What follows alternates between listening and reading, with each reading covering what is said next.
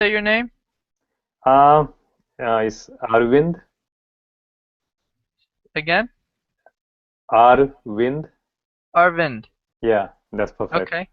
Okay, Arvind. Good to meet you. Yeah, nice to meet you, Craig, and thanks for joining. Yeah. So I've never done this before. Is this being recorded now? It is starting, but before posting, I can edit. I can remove whatever part. Okay. So Okay, great. yeah, usually I only remove the beginning part because sometimes setting up takes some time. Yeah. So so only the beginning part, and I think yours. I mean, it's pretty quick. Most of the Okay. times it took longer. Okay, good. So Okay. what are we doing here? Yeah, so yeah, we are going to discuss, chat, talk, Hmm. and I will ask a few questions. Okay. So again, thanks a lot for joining. Yeah, I it's my pleasure. I greatly appreciate it. So I think you can begin by saying a little bit about yourself, I mean, whatever you feel appropriate. Okay. Yeah, a little bit about myself. I guess I work as a non-dual teacher and a therapist. And when I was young, maybe about 20 years ago, I met my teacher. His name is David in Southwest Colorado, and I've just been working for him for about 20 years of my life, and it was just a wonderful experience to be in his presence, and he's a master being and an incredible teacher, and he's kind of shaped me into the person I am now.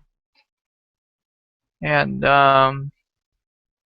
what else can I say? So I've studied with him. He's been my primary teacher, and I've also studied with Adyashanti and John Burney, and been on lots of retreats with countless other teachers. And I also have a family, a 12-year-old daughter, and all kinds of other things that we could talk about. But that's a little bit about me, my Yes, background. yeah, so sounds very good. So I'm not aware of your teacher. Yeah, So nobody's aware of my teacher. He's kind of an unknown person. He likes to live an anonymous life. okay. And there's just a small group of us that study with him, and he's been teaching about maybe 30 or 40 years. Wow. He's Yeah, and he's pretty incredible. He's just one of those individuals who um I met him and I had no idea, who he was. It took me Hmm. many years to begin to know who he was, and I'm still still figuring out who he is. And it's been incredible because he doesn't have a web page, or he doesn't, he's never put up a flyer, or he doesn't go around the world teaching or anything. He just lives in the mountains and teaches. And at Wow. one point in his life, he taught in New York and Los Angeles, but he tends to keep a very low profile. And he's one of those individuals who's there's a tremendous amount of grace around him, a tremendous amount of power, and so that's how I've learned. He's always taught me in that way, in a very intuitive way, and it's been a very beautiful it's been an unbelievably beautiful experience to be able to learn from him and study with him.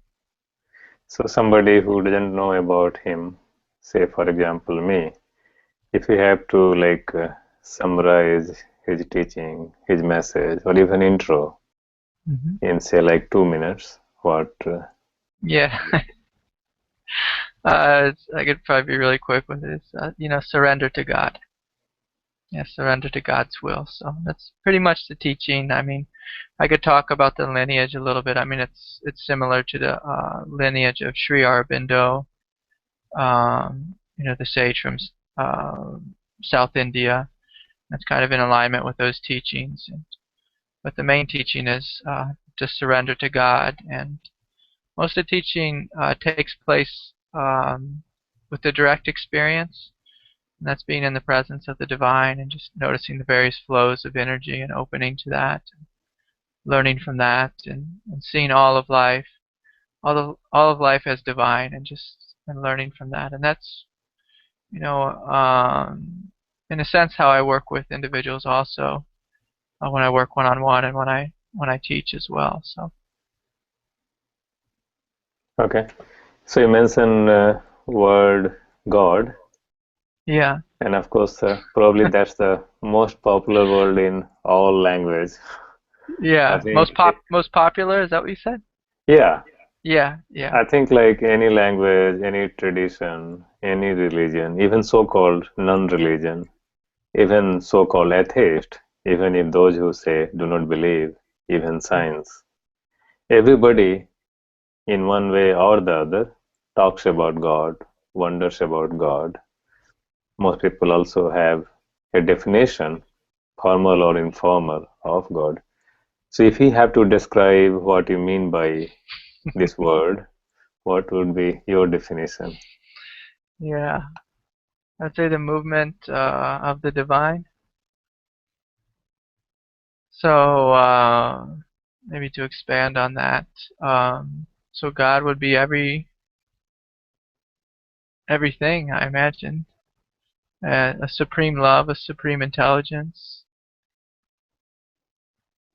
a supreme just wonder and beauty. And I guess you could also say God's the creator of this universe and the creator of us. And in no way would I say that we are separate from God. And so, yeah, that's what I mean when I say the word God. I know sometimes I speak about God and people get tense or tight because they're afraid I'm speaking about, some person in the sky or, some religious thing or something like that. But, I see God as just the love and intelligence of the universe. It's also the very thing that's just pouring out of our eyes right now in this moment. The very, very essence of our being. The very aliveness that animates our body, and the aliveness that animates this entire world. So that's what Yeah, I mean when I say the word God. that's pretty good. Yeah. So one thing like many people ask from time to time, even me myself wonder sometime. So you hear some guru talk or even in some traditions that God is love, God is beauty, God is goodness, God is compassion, whatever good name you want to call it. God is creator, God is power behind it all. It's all God's will. Yeah. Now, where people start having trouble is that you see things that do not look very compassionate, kind, or good. They Mhm. might look cruel.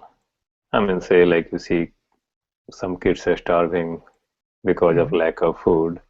Somewhere else, you see people so rich that, I mean, they have tons of grains or other thing that rot basically. They Mhm. have fleet of cars, fleet of ships that do not get to use.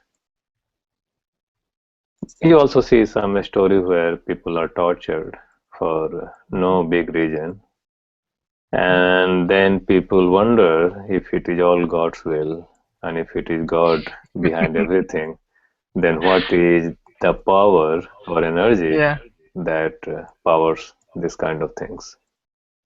Oh, okay. Yeah, that's a beautiful question. So, um, so I'll give two answers. So the first answer is I don't know. I don't know. Yeah, that's a good answer.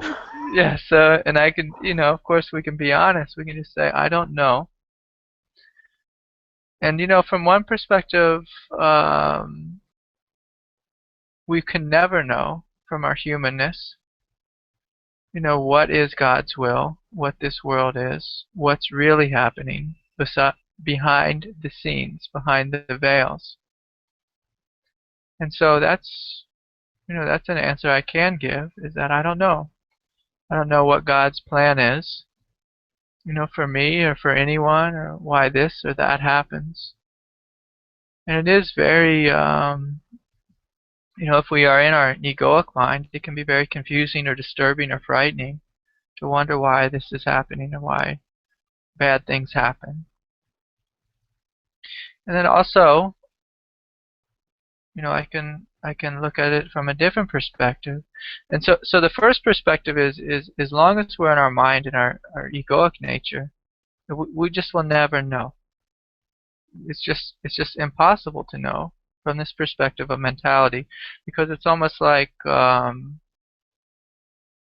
mind is very primitive, but the mind and intelligence of God is vast. And so if we look at, if we realize that there's nothing that I could ever say, if someone came and sat down with me and they said, I experienced incredible abuse when I was young. Is this God's will? I mean, it would be terribly arrogant for me to say, oh yes, this is God's will.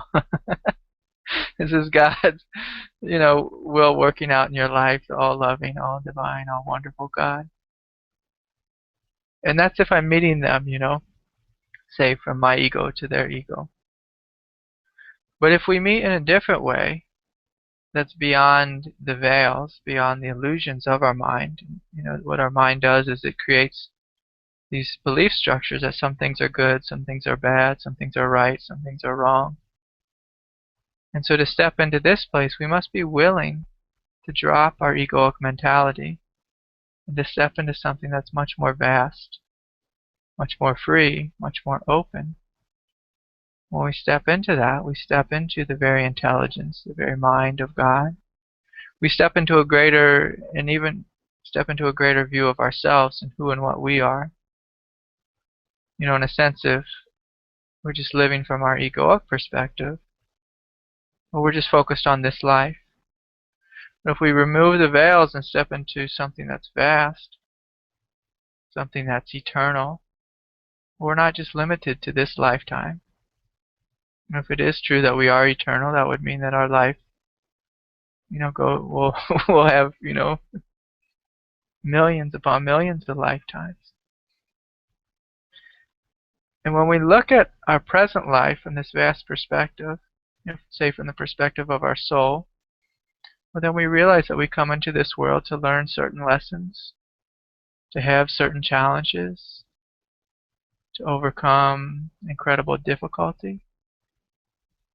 And then this egoic belief that some things are good and some things are bad, it doesn't make sense anymore. I listened to someone speak to me once, and she was terribly sexually abused numerous times, over and over again. And yet, it gave her this opportunity, and it sounds crazy to say, but to learn how incredibly strong she is.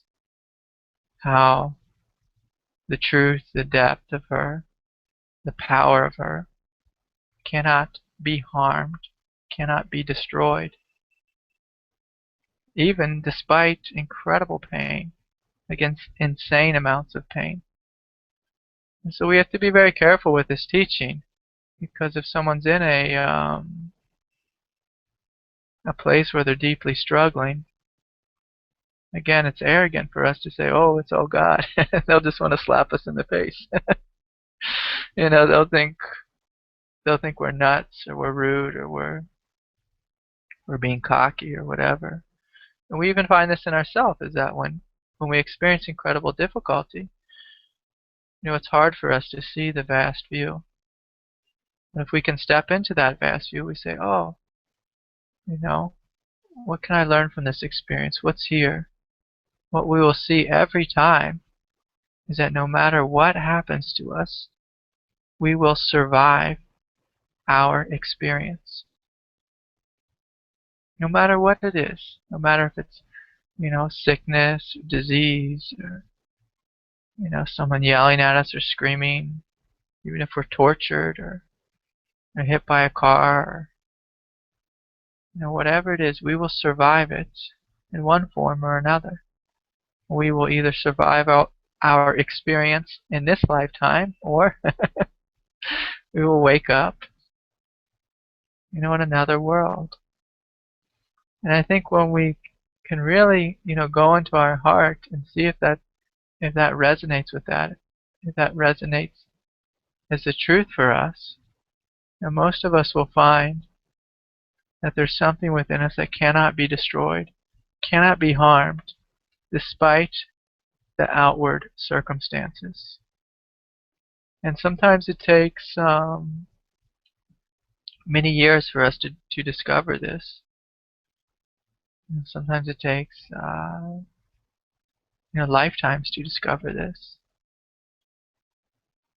And this is something that we have to come to experientially in our direct experience to know this truth. Because it can't be something we just read or we just hear someone say it. We have to experience this pain, this trauma, this alienation, this loneliness, whatever it is, and then live through it. And as we live through it, we notice that there's something here that cannot be destroyed. And when we discover that, it changes our perspective in a huge way, in a vast way. And then everything seems to make sense, even if it was total insanity. But it makes sense in a vast way. Almost like if you look out at the universe and know that, stars are exploding and black holes are eating galaxies. You see it makes sense on that way. But does it make sense in our small human mind? Absolutely not. And it it never will, no matter how much explaining we can do. It just, because our human mind it doesn't have the right software or technology to see from the vast perspective. So yeah, very good, and thank you. Yeah. So it's an incredible question, and it's something that I think most of us struggle with. It's like we see incredible suffering in the world, and there's nothing we can say to make the suffering right. I want to be clear, there's nothing we could say that makes it right, for someone to lose a child or to experience incredible pain. So I had two comments or questions. Yeah, please. Related to that. Yeah.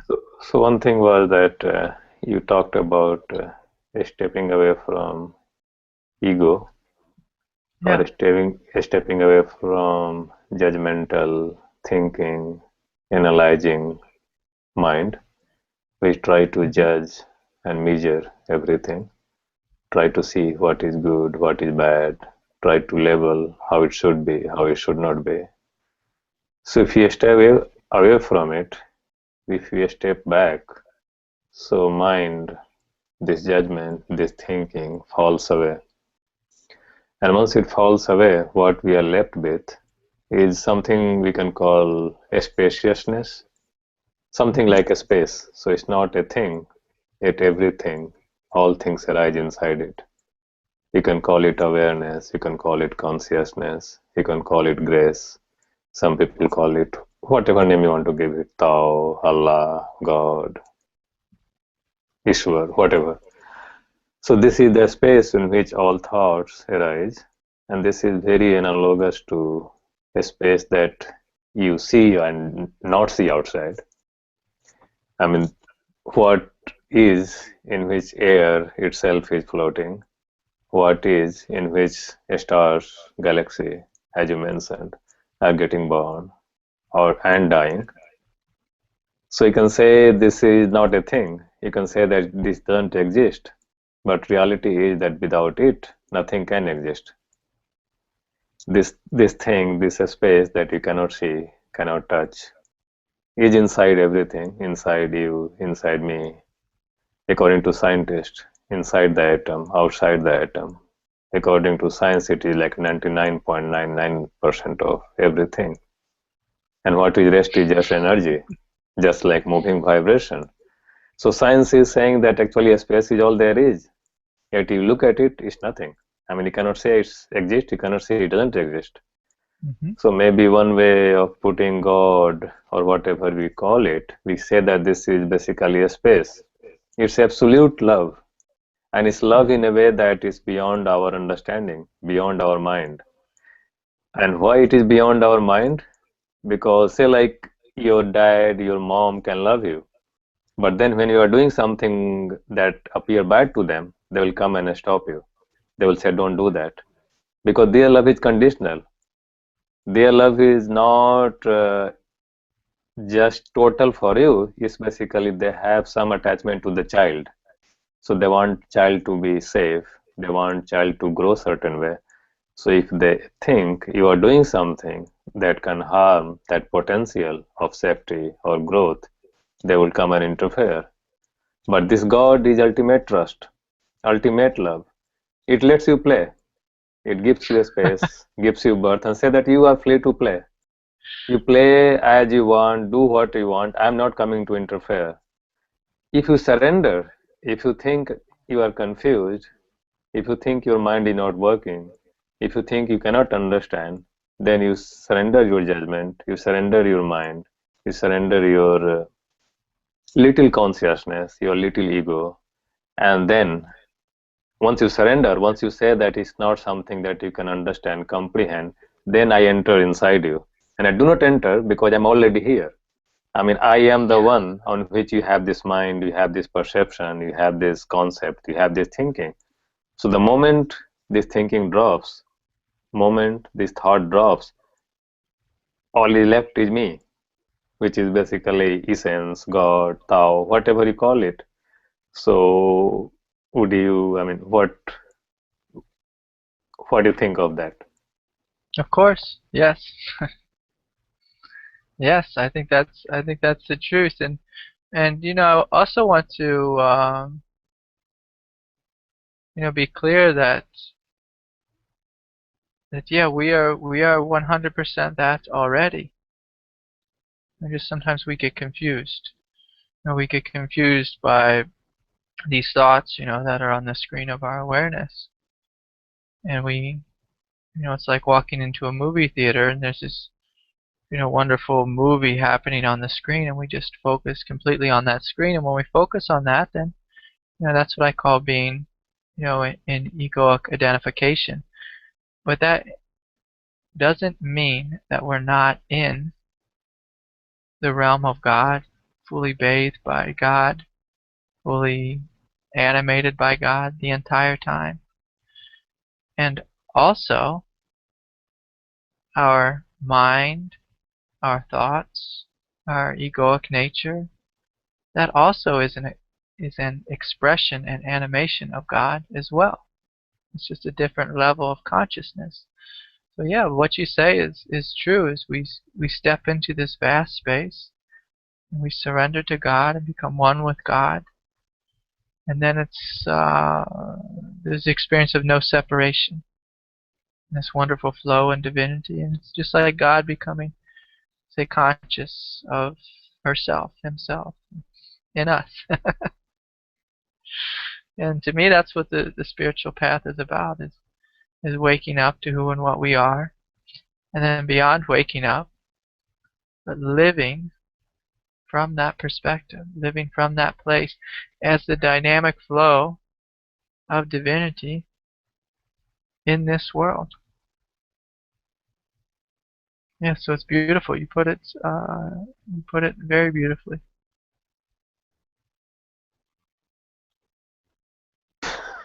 Okay, yeah. Thank you, What thank are you. you laughing at? Are you laughing at me?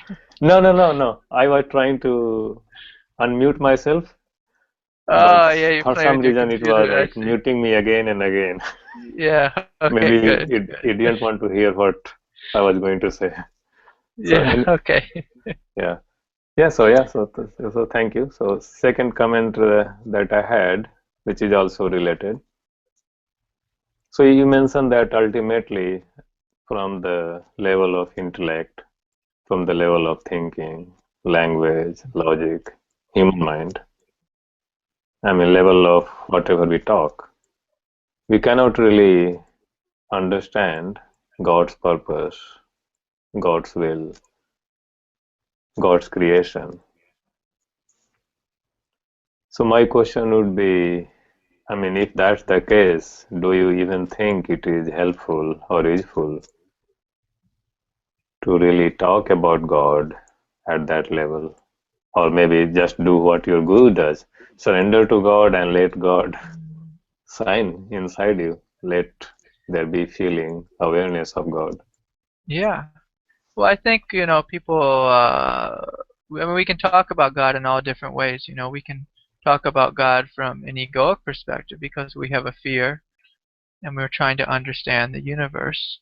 And it makes us feel better if we can have religious ideas or dogmas or beliefs that can kind of help settle our emotional nature down or our inherent insecurity down. It can help relax that aspect of ourselves. But that's just speaking, from the level of mind and insecurity. Oftentimes when I hear people in those kind of discussions, it's the last thing I want to do is talk about God from that perspective because it feels tight, it feels tense, it feels limited. But if there's something wonderful, something spontaneous within us that wants to talk about the beauty and wonder of God, oftentimes what I find experientially that happens is as we begin to talk to God from our innocence, from our beauty, that we become more innocent, more tender, more open, more spacious. It's like sometimes if you hear someone singing kirtan, when they're singing about God from their inherent innocence and divinity, it's almost like more God comes forward, more God is created, and you can feel the power and the energy and the presence in the air. And so to me, yeah, it's absolutely wonderful, to dance in that way. But and it's again, it's all, what are we doing? What is our intention? Yeah, sometimes people can come to God through any ways, and one of the ways is coming to God through our mind. But what happens is with our mind we can open doors, and as we open the doors, we can step into a greater reality. But to really step into it fully and to directly experience it, we have to leave. We have to leave our mind behind. And it's not that the mind is bad or the mind is something that we need to get rid of. I mean, if we even examine, for example, what a thought is, just on an energetic level, it's like, what is a thought? If we just open that door, if we experience it, we may notice it like this, it's a movement of energy. And then we go back to like what you were saying is, well, what is a movement of energy? Is that also God? Yeah, so I mean, of course it is. So even our even our thoughts are divine. The space that it happens in is divine. In one sense, our whole imagination is God. It's like if we have a thought, that's God having a thought. That's God having imagination. And of course, there's different levels to it. That we can have a repetitive thought, on some kind of low level of thinking where it's just uh, what's often referred to as conditioning, like the collective conditioning of the universe. And that's one level or experience of God. And we can also have a wonderful, beautiful, spontaneous thought. Just as we look into somebody's eyes and just see their absolute beauty and divinity. And so we have to be careful because oftentimes what I find is we make so many divisions about even what is good and what is bad in spirituality. And if we're careful, we can use our spirituality to become actually more limited, more dogmatic, more confused or whatever. But if we use our mind to open doors, then yes, it can be a wonderful thing. If we use our mind to put God in a box, well, that will close our reality. Yeah. Yeah, it's a beautiful question, beautiful thing for us to examine. Okay, thank you.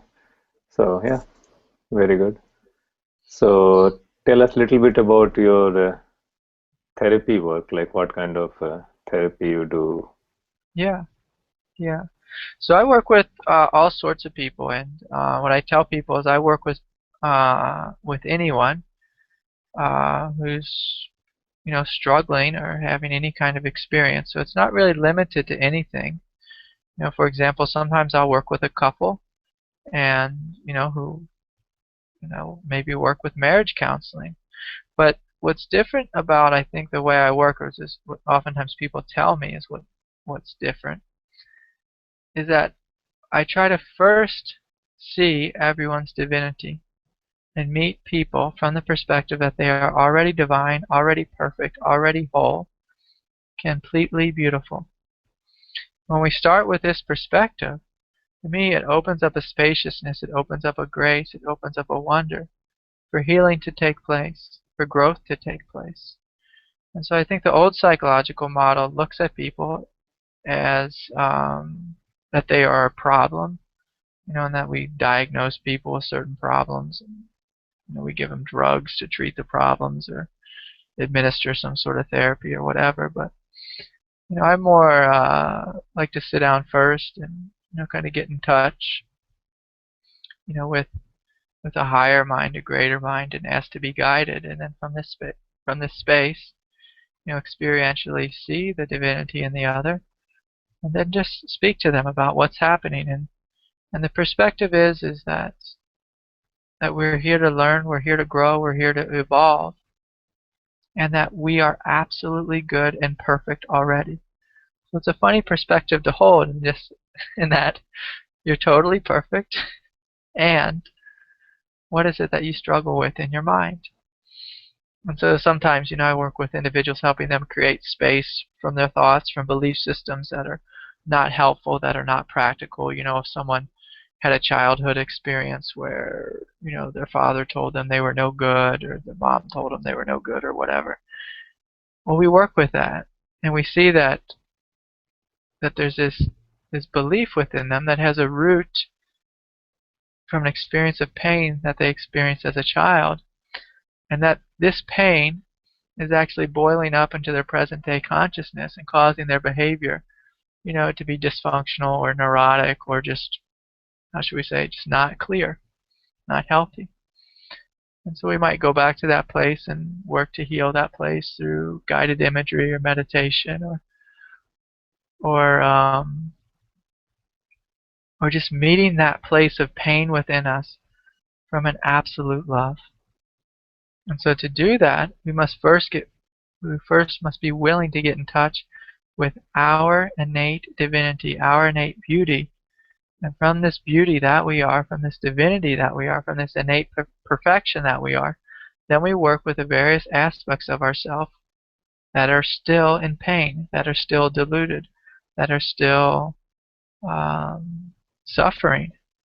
And to me, it's like anyone on this planet has places within themselves that's still growing, that's still evolving. I mean, to be human is to be both divine and infused with matter. And it's like we are the evolving edge of the dynamic flow of divinity. And our humanity is where we work. It's where our evolution takes place. And so, some people some people speak about enlightenment as this ultimate in place, where we're perfect and there's no more evolving or nothing else needs to be done. And to me, that's total nonsense. Because to me, it's like as long as we're in human form, there's work for us to do. And if we do get ourselves, say, for example, totally cleared up, which I don't even think is possible, and we begin working on the collective level. So it's like, there's no end to this work. And so, I do this work uh, with individuals. And also, I work in this way with my teacher. I see him, and he helps me see my blind spots. And, I also go see Ajashanti sometimes. And, he helps me see my blind spots. And and if we don't get it from our teacher, we also get it from life, because life is constantly pointing these things out to us. And when we discover this, what we discover is that this whole world, this whole life, is this incredible movement of absolute intelligence. And it goes back to that comment we were speaking about before, is Our mind, our ego, because it is limited, and when we experience pain, we think that something bad is happening. But if we can step back from that pain and just look from a vast perspective, we may discover, oh, look, the incredible intelligence of the divine is bringing this terribly painful experience to me so that I may learn something, so that I may grow in a deeper way, a vaster way, so I may embody a deeper level of compassion, a deeper level of peace, a deeper level of clarity, or whatever. And so that's the perspective that I work with, and I find it very helpful, no matter who we are, how far along the path we are, to do this kind of work. And what I find is it keeps us honest. Because what I found early on was that when I first met my teacher, I was meditating a lot. And I could go into wonderful states of peace and ecstasy and bliss. Yet in my everyday human life, I noticed I was still being a jerk. So I found it quite helpful to do lots of work on our psychology, on our ego, and kind of clean that aspect of myself up, and still am doing so.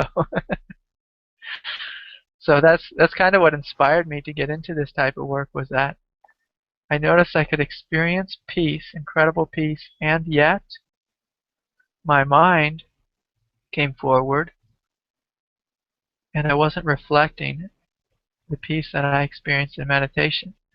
What I was reflecting was instead my past conditioning of the pain I experienced throughout my life.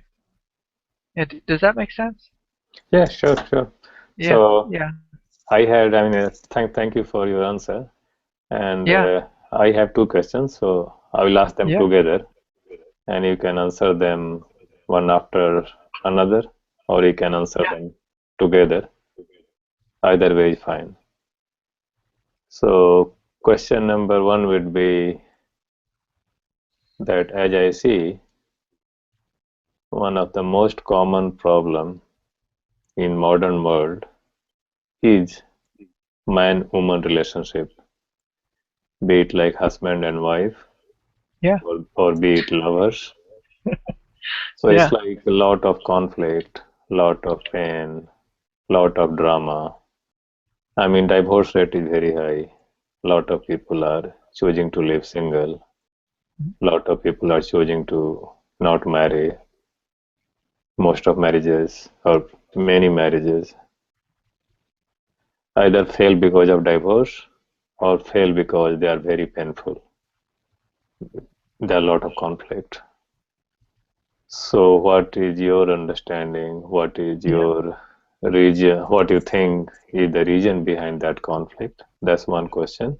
yeah, The second question is related to seeing the blind spot, seeing conditioning, seeing mind, or looking to make some kind of change, some kind of improvement. So some people believe that you cannot really improve it because what you call you is nothing but conditioning, is nothing but basically as I'm talking to you, I'm being conditioned. mhm, And yeah, as I interact with environment, as the air flows, as the weather changes, as I read, as I watch TV, as I read internet, every moment of the day, I'm being conditioned. So some people think that an individual is powerless behind this conditioning, and actually there is nothing called free will or choice that you can apply to change who you are, or what kind of thoughts you have, or what kind of choices you make. On the other hand, there are some people who believe that, I mean, you have pretty much complete free will, complete choice, and you can choose your path, you can choose your destiny, your thought, your mode mhm, of being. And there is also middle ground. They say that both of them are partially true. Everything around you impacts you, everything is connected, and you also impact everything around you. by how you behave, how you talk, what you think. But so you are also a factor. So there might be millions or billions of factors that are affecting you at each moment, but that doesn't mean that you are also not one of the factor. So what you will become, changes that will come to you, will come not only because of something external, it will also come because of something internal, something that is you, your own presence, your own consciousness, your own state of mind.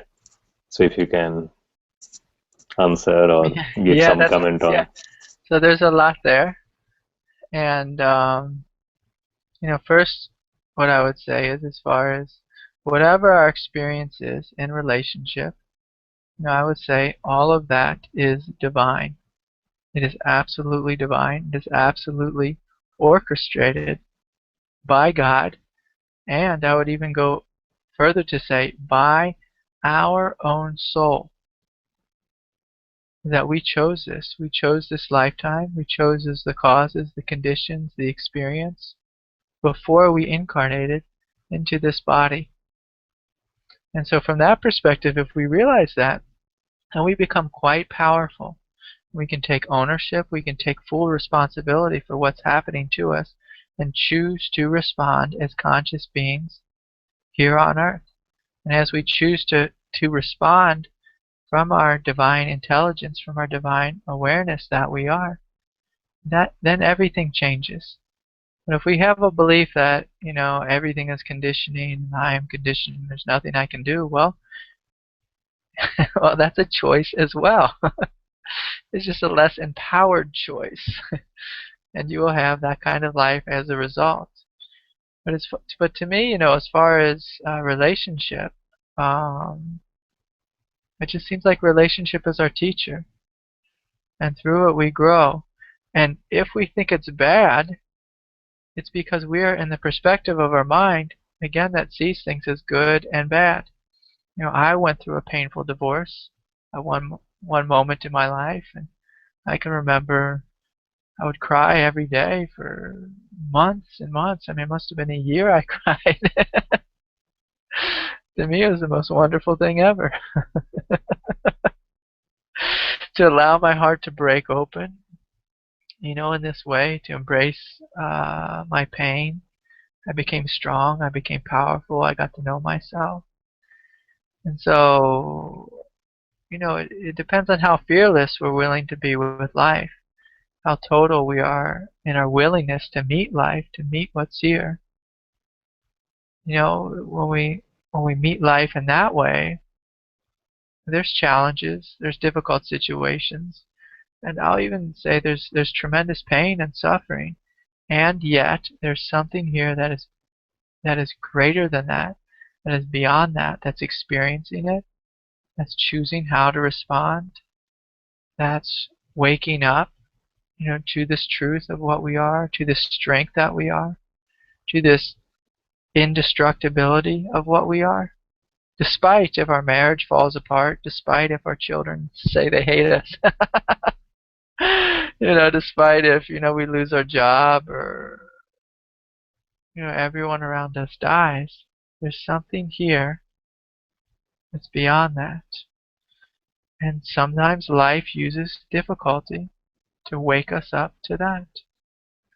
And we can say life does it, we can say God does it to us, or we can even take the next step and say, I actually chose this experience for myself. And before I came into this life, so that I had the experience of learning, of growing, of being victorious over this experience, I chose to forget that these causes and conditions would present themselves. And so then it becomes a funny thing. We begin to wonder, well, is there anything that's really bad? Is there anything that's actually wrong with my life? Or am I just trying to remind myself of something? Am I giving myself an opportunity to grow into something, a vaster and wider expression of myself, of my divinity, of my beauty? What is this? What is it that's really happening? And so, depending on where in our consciousness we answer the question from, anything you said there could be true. Everything's conditioning, yes. Do we have choice in the matter? Yes. Do we have a little bit of choice and, a little bit of conditioning? Yes, of course. All of it's true, just depending on where in our consciousness we are answering the question from. And of course, the vast view is that not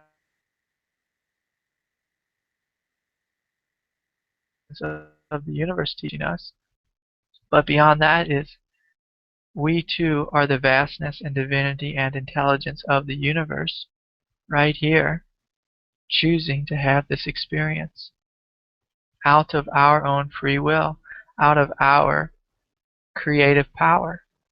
To some people, it can be frightening to say that we are God, because there's a fear that there can be an arrogance or an egomania that can take over. But, it's like we normally know when it comes from our ego or whether it comes, from our innocence, from our divinity, from, just that quiet intelligence that we are. Yeah. And if we Yeah. define God as nothingness, emptiness, or a space, Yeah. then saying that we are God, actually we are going backward, not forward. We Yeah. are saying that you might see that, okay, I am this body. I am saying that I'm not Yeah. even this body. So I'm Yeah. not trying to say that I am bigger than who I am or I am more than who I am. Yeah. I am telling you that I'm not even what you see as I Yeah. am. Yeah. So what you do not even acknowledge, you do not even think exist, I am saying that I am that very thing. Yeah. So what you look at, when you look at me, when you see me, you might see a thing, you might see, but that is basically some skin, some bones, some Mhm. flesh, some eyes, and pretty much all of them are replaceable, and all of them have grown out of some food, some processing, everything you can trace back. But what I'm really am is the one that you cannot see, you cannot acknowledge. Yeah. So yeah, so thank you very much for your Yeah. answer. Yeah. So It's beautiful, and also beyond that is there is this wonderful intelligence, this wonderful beauty, this wonderful divinity that is pouring out of your eyes. And when I sit with you, that's what I experience. I experience an innocence and a sincerity. And so that too is what you are. sure, Beyond the sure. space, beyond the nothingness, there's also the live dynamic expression of that nothingness in the form of you. Yes, yeah.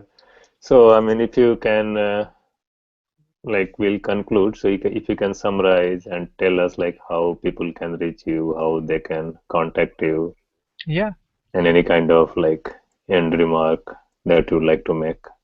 yeah, yeah. So I guess the easiest way to get a hold of me is just to visit my website. It's craigholiday.com, and Holiday has two L's in it. I think there's another Craig Holiday out there that's an investment broker or something like that. But and you can get a hold of me that way, and on there is my contact details. And I meet with people around the world on Skype. I also meet with people in person and teach. I offer satsang and various meditation workshops and retreats and these types of things. Um, and currently, I'm writing a book. It's called Fully Human, Fully Divine. I'm getting ready to publish that hopefully in the next couple months. So I'm looking forward to that coming out. And I've taken a short break from teaching so that I could finish that book up that I've been working on for about 5 or 6 years now. And so, yeah, so just anyone's welcome to visit me, and I don't turn anybody away. I'm happy to meet with anybody, and I'm happy to teach wherever I'm called to teach. So, and as far as a an, a wrap up or anything I can say is that to me the most important thing for us to discover is our absolute divinity and our absolute beauty. It's available to all of us. And it can be as simple as us just taking a moment Just to take a look in the mirror and just look at that quiet presence that's just pouring out of our eyes. The place that's here, the energy that's here, the aliveness that's here. If we could just experience that, our whole life changes. And so, most people say, well, when I look inside, I hear these thoughts, this self-judgment, this criticism, this pain, all these things. And what I'm asking is for us to look deeper than that, to look deeper to this quiet place, just this quiet essence, and just notice your fundamental aliveness, and notice that it's absolutely beautiful, overwhelmingly beautiful, no matter what our form looks like. And to experience that beauty, to experience that intelligence. And then from that place, our invitation comes. Can we work with our outward expression? Can we allow this inner divinity just to come forth into our life and to affect ourselves and affect everyone and everything around us? And so that's my invitation to anyone listening, and it's my invitation to myself because we're one and the same. So I want to thank you so much for having me, for giving me this opportunity to share, and it's been my absolute pleasure to be here. Okay, thank you very much. Yeah, Thank you very much, thank you. Ray. Thank Thanks. you. All the best. So what do we do now, huh? Do we hang up?